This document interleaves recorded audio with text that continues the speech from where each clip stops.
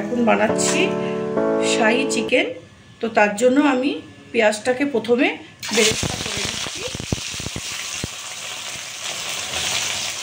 পেঁয়াজটাকে অর্ধেকটা পেঁয়াজ আমি বেরেস্তা করে নিচ্ছি। বেরেস্তা হতে একটু সময় নেয়, একটু সময় নিয়ে বেরেস্তাটা করে নিচ্ছি। ক্রিস্পি করে নিয়েছি। এবার এটাকে আমি নাবিয়ে নিচ্ছি বেরেস্তাটা। তেলটার মধ্যেই আমি দুটো তেজপাতা দিয়ে দিলাম, দিয়ে দিচ্ছি একটু গোটা গরম মশলা ফোড়নে দিয়ে এবার আমি দিয়ে দেবো এর মধ্যে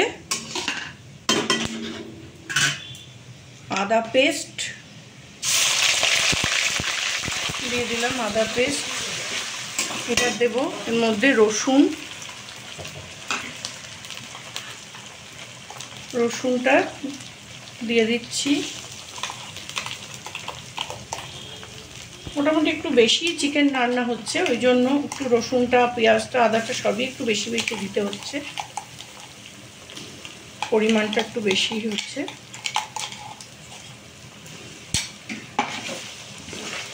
দিয়ে দিলাম রসুন বাটা। এবার দেব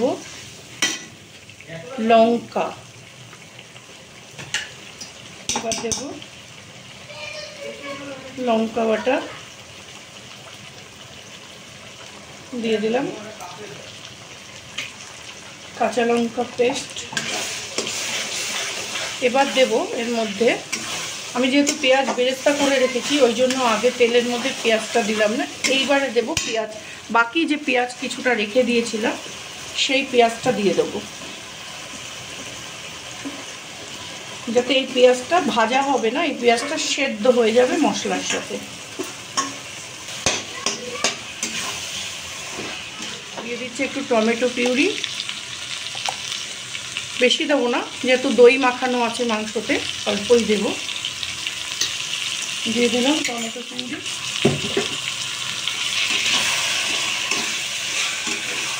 এবার দিয়ে দেবো নুন। এবার দিয়ে দিচ্ছি স্বাদ মতো।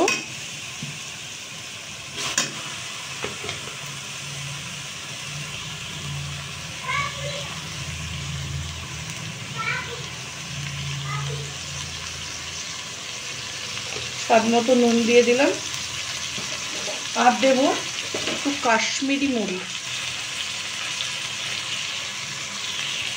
দিয়ে দিলাম কাশ্মীরি মরিচ অল্প, বেশি না।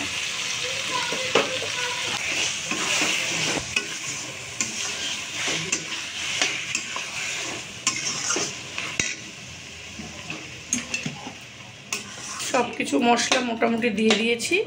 এবার আমি একটুখানি চাপা দিয়ে দেবো, পেঁয়াজটা সেদ্ধ হওয়ার। আমি দিয়ে দিচ্ছি চিকেনটা দিয়ে দিলাম।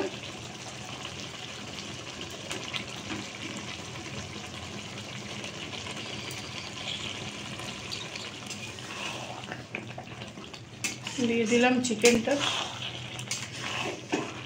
দিয়ে দিচ্ছি কাজু আর পোস্ত আর চারমগজ বাটাটা একসঙ্গে পেস্ট করে রাখা, দিয়ে দিলাম।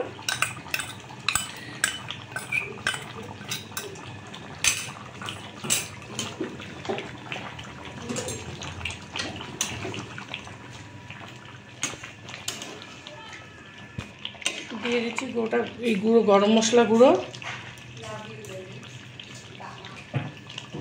আর দিয়ে দেবো যে পেঁয়াজটা আমি বেরেস্তা করে রেখেছিলাম, বেরেস্তাটা দিয়ে দিচ্ছি।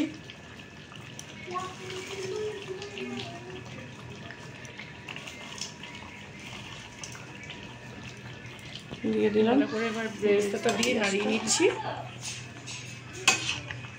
নাড়িয়ে নিয়ে এবার একটু ফ্রেশ ক্রিম দিয়ে স্ট্যান্ডিং টাইম দিয়ে দেবো।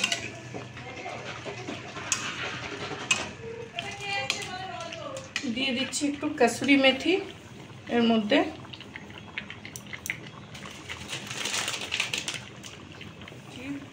ফ্রেশ ক্রিম দিয়ে দিলাম, একটু কাসুরি মেথি।